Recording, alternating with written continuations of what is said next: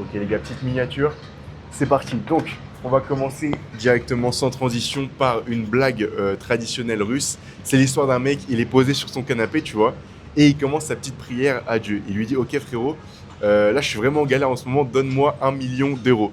Et là, Dieu, il est complètement zéref et tout, il lui répond, mais frérot, tu veux que je te donne 1 million d'euros, mais t'es même pas foutu de te lever pour aller acheter un ticket de loto. Et donc, toute cette blague, parce que les gars, ils appellent ça une blague, c'est-à-dire que là, si t'es russe, t'es censé rigoler de fou, être en pétard éclaté de rire. Mais bref, toute cette blague pour dire que, eh bah, tu peux manifester ce que tu veux, mais le truc qui manifeste le mieux, ça reste quand même l'action.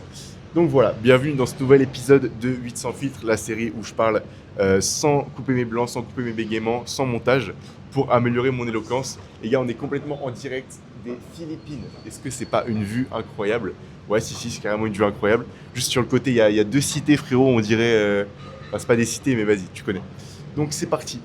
Euh, Pendule mur, c'est ce que j'ai noté sur mon petit script. Mais en gros, euh, pourquoi c'est un peu l'intro du livre pour te faire comprendre à quel point la loi de l'attraction c'est beaucoup moins bullshit que ce que tu penses. Donc concrètement, tu vois les espèces d'horloges qu'il y a peut-être chez tes grands-parents et tout, où il y a une pendule qui bouge, genre il y a un truc qui se balance.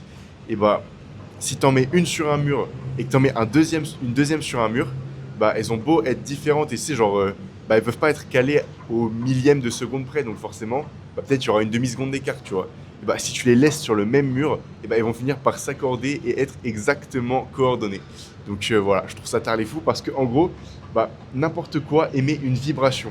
Et que ce soit une pendule, que ce soit tes pensées, et en gros, justement, cette vibration, ça va s'accorder sur tout ce qu'il y a à côté. J'espère que vous m'entendez bien, les gars, parce qu'il y a tellement de bruit de klaxon et de bruit de circulation en bas. Genre vraiment, ce que j'ai compris directement en arrivant, c'est que le klaxon, il l'utilise pas comme nous ici. Genre klaxon, ça veut pas dire hey, nique ta mère et tout, ça veut juste dire attention, je passe. Et c'est complètement le sbeul, mais c'est rigolo. En vrai, c'est vraiment une expérience de fou de les voir conduire. Je sais pas si avec mon permis français, je pourrais conduire ici. Bref, donc je disais quoi? Parce que là, on va se recentrer sur le sujet. Tes pensées émettent une fréquence, donc une fréquence vibratoire. Et donc moi, c'est un truc duquel je suis convaincu. Et les gens, ils sont pas vraiment convaincus de ça. Genre à un moment, j'étais en soirée et je parlais avec un mec que je venais de rencontrer. J'étais complètement bourré, lui aussi.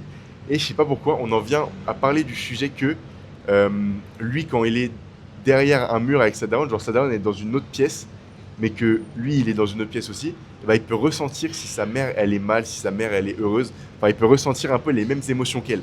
Et là, il me dit, ouais, frérot, je sais, tu me prends pour un fou et tout. Enfin, mais moi, c'est vraiment un truc comme. Genre, les gens me prennent pour un fou. Et moi, je lui dis, mais mon gars, tu n'aurais pas pu en parler à une meilleure personne que moi parce que je suis le mec le mieux placé pour le croire. Donc, voilà. Euh, donc, ouais, les potentiels en excès, c'est un autre sujet qui est abordé dans ce livre.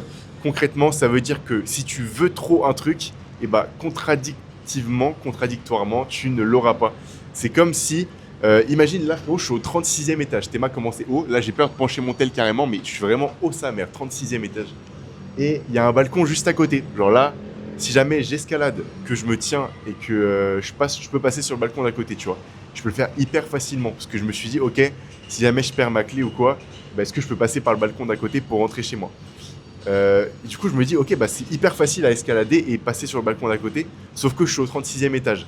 Et c'est exactement ça le principe du potentiel en excès. Genre, imagine, je me mets debout là sur cette espèce de rebord, ici, juste là. Et bah, à 0 mètre du sol, j'aurais aucun problème à me tenir en équilibre là-dessus. Mais vu qu'il y a un gros potentiel d'énergie qui est créé, donc ce potentiel d'énergie, c'est les fréquences de mes pensées qui sont sur les peurs, frérot, parce que je me chierais dessus, et bah ça va me faire plus tomber que si j'avais pas cette fréquence de pensée là. C'est comme si, imagine, tu as envie de choper un stylo sur une table, genre juste d'attraper un stylo sur une table, il y a 0% de chance où tu rates ton attrapage de stylo. Mais si jamais tu te focuses beaucoup pour attraper ce stylo, c'est là où tu as le plus de chances de te rater. Donc c'est ça du potentiel en excès, les gars. Et tu peux tout à fait l'appliquer dans tes relations et dans tes objectifs. Donc concrètement, dans tes relations, tu peux avoir la dalle et bah, être complètement affamé de meuf, tu vois. Ça arrive, il y a des périodes comme ça. Mais si jamais t'es comme ça, t'es complètement affamé, bah tu vas être un peu dans une énergie où tu seras pas attirant parce que tu seras dans une énergie de manque. Et du coup, ce sera tout l'inverse. Et donc, ce qu'il faudra juste faire, c'est te cultiver toi-même. Genre, toute cette énergie, au lieu de la mettre dans vouloir des meufs, et bah, faudra que tu la mettes dans te cultiver. Et comme ça, bah, tu seras juste une meilleure personne qui attirera plus de meufs. Genre, c'est comme le concept du jardin des papillons. Où en gros, Si tu veux, en fait les gars, j'ai l'impression que je parle fort depuis tout à l'heure, mais bref, parce que j'entends vraiment rien moi, mais vu que ma bouche est collée au micro, ce sera nickel. Bref, donc si jamais tu veux attirer des papillons dans ton jardin, bah la première solution, c'est d'aller avec un filet et d'essayer de tous les attraper pour les retenir dans ton jardin. Sauf que frérot, il n'y aura plus aucun papillon qui reviendra.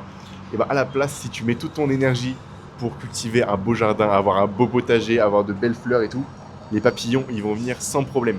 Donc c'est ça le concept du potentiel en excès. Concentre-toi sur euh, l'input et pas sur l'output. Concentre-toi sur ce que tu mets, sur l'énergie que tu mets et pas sur le résultat. Donc voilà, concrètement, ce qu'ils disent dans le livre, c'est de se mettre en location. Genre, au lieu de là, si jamais je veux escalader mon balcon, et bah, au lieu de me dire, ok, je vais me concentrer sur l'énergie qui arrive en moi, donc le truc de pas tomber, bah, je vais juste me mettre en location, me détacher complètement des facteurs et de l'environnement aux alentours et me concentrer juste sur passer ce balcon comme si j'étais au premier étage ou au rez-de-chaussée. Du coup, voilà. Ensuite, il parle aussi d'être prêt à réussir dans le livre. Et c'est un truc que je trouve hyper intéressant. Genre, tu peux vouloir réussir tes objectifs, mais si dans ta tête, tu n'as pas assimilé cette identité de mec qui réussit cet objectif, eh bah, tu ne pourras pas réussir. Genre, c'est comme si concrètement, bah, on reprend le mec de la blague russe du début. Et bah, imagine, il veut devenir riche, du coup, il a dit qu'il voulait devenir millionnaire. Et bah maintenant, imagine, il va dans une boutique de luxe, genre il va au Louis Vuitton des Champs-Élysées, tu vois. Et bah, est-ce que ce mec-là, tu penses que il se sentira à sa place à cet endroit-là? Est-ce que tu penses qu'il se dira pas, putain, voilà, je suis pas dans mon monde et tout, je suis un peu dans le monde des riches, je sais pas quoi, bref. Du coup, il se sentira pas à sa place. Et ce qui fait que ses pensées, elles pourront pas, genre la fréquence de ses pensées pourront pas s'accorder aux fréquences de ce lieu-là. Et donc, il pourra pas attirer, genre, en gros, s'il est pauvre et qu'il y va, et ben, il ne deviendra jamais riche. Bref, j'explique un peu mal, mais t'as capté. Et en gros, moi, c'est un truc que je faisais pas mal. Parce que depuis que j'ai lu je me suis dit, vas-y, trop cool. Genre, j'adore ce concept. Quand j'étais à mon stage à Paris, le midi, à ma pause déj, j'allais complètement à la Samaritaine. Parce que mon stage était pas loin. J'allais à la Samaritaine, qui est cette espèce de centre commercial un peu de luxe, tu vois. Et je me disais, ok, je vais me concentrer sur qu'est-ce que je ressens actuellement quand je suis à la Samaritaine. Et c'était hyper intéressant parce que je ressentais un tout petit peu ce truc de, ok, genre moi je suis pas là pour acheter, tu vois. Et il y a des gens autour de moi, ils ont plein de thunes, ils sont là pour acheter. Et du coup, je ressentais un petit peu cette énergie de je suis pas à ma place. Et c'était hyper intéressant d'en être conscient parce que j'ai pu justement bosser là-dessus et changer mon énergie. Et donc, c'est exactement comme ça que tu utilises la loi de l'attraction, pas comme les gens te le disent, parce que frérot, la loi de l'attraction, c'est juste un truc pour vendre du rêve et des livres à des darons de 40 ans qui sont en pleine crise. Donc voilà. Merci de m'avoir écouté les frères. Petite life update. Comme j'ai dit, je suis aux Philippines. Les gens ne savent pas conduire, mais aujourd'hui j'ai ma rentrée, je vais devoir prendre un Grab. Ça veut dire que je suis venu ici en taxi voiture et là je vais prendre un taxi scooter. Il était mes putains de 90 kilos les gars. Il faut que le Philippin qui conduise le scooter il soit solide musculairement.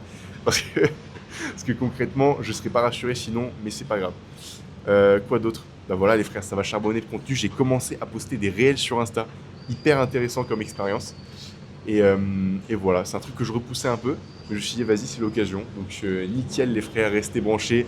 Je sors des formats comme ça assez souvent. Il y a un train qui passe, un métro. Est-ce qu'on le voit? Je sais pas si on le voit. Bref, bah restez branchés les frères. Gros bisous, grosse force dans vos objectifs.